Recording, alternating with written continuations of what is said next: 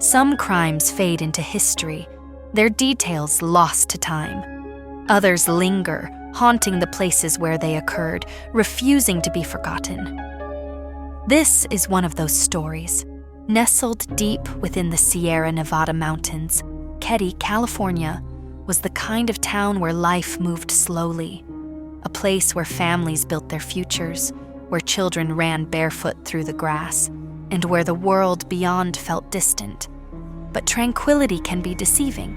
A cabin, a brutal crime, a mystery that has endured for decades. This is the story of the Keddie Cabin Murders.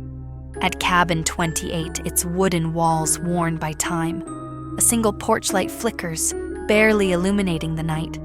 Inside, the Sharp family unwinds after another ordinary day, completely unaware that something watches from the darkness. But the night of April 11th, 1981, was anything but ordinary. A nightmare was about to unfold, one that would leave a lasting scar on the town of Keddie. A sudden muffled scream, then silence. As the first light of dawn filters through the trees, a soft mist clings to the quiet cabins. Slowly, the unsettling details of the crime scene emerge: scattered belongings, shattered glass, and ominous streaks of blood. Sheila Sharp, gasping, horrified. "Oh my God. Mom! John!" The next morning, 14-year-old Sheila Sharp returned home from a sleepover. She expected to walk into her family's cabin as usual, but what she found inside would haunt her forever. Sheila steps into the cabin. The moment she sees the living room, her breath catches in her throat. Her hands tremble as she stumbles backward, unable to look away. Inside the cabin lay a gruesome sight. Her mother, Glenna Sue Sharp, her brother John, and his best friend Dana Wingate, bound, beaten, and brutally murdered. Blood covered the floor, the walls, the furniture. But what was even more chilling was the silence inside an undisturbed bedroom.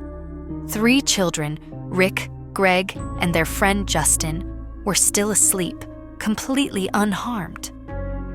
Greg, whispering to Justin, "What's going on?" Justin, frightened, "I don't know." And then there was Tina, the youngest Sharp daughter, missing, a broken pair of eyeglasses on the floor, a bloody knife, and a hammer resting beside the bodies. The investigation, flashing police lights outside Cabin 28, officers step in cautiously, surveying the crime scene. There were no forced entry, but look at the state of this room. This was personal. The Keddie Cabin murders were unlike anything local law enforcement had seen before. The sheer violence suggested a personal attack, but the lack of forced entry hinted that the victims may have known their killer. Detectives take notes, studying the crime scene. One officer stops, staring at something unsettling, a bloody handprint on the wall. Justin, voice trembling. "There were 2 men. I saw them, and they took Tina." A detective flipping through a missing persons report with Tina's photo clipped to the front. Tina Sharp had vanished from the cabin that night. Was she taken as a witness, or was she always meant to be the 4th victim? At the crime scene, police tape fluttering in the wind as time passes, days turn to weeks, then months. The case grows colder. In a dimly lit cold case archive, dust clings to aging files stacked haphazardly on a desk. Crime scene photos lie scattered, their faded edges curling with time. A detective flips through the pages, eyes narrowing as they land on a long, overlooked piece of evidence.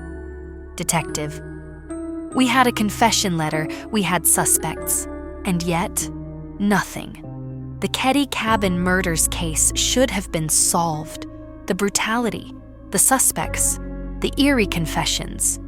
And yet, decades later, justice remains out of reach."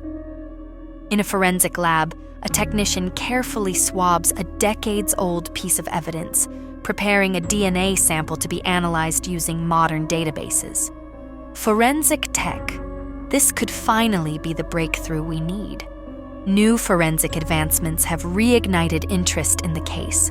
Investigators believe DNA evidence, collected but never tested, could finally reveal the identity of the killers.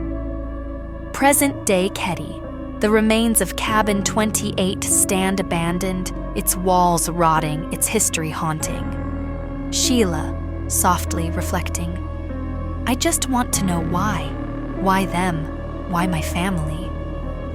Cabin 28 was torn down in 2004, but the ghosts of that night still linger.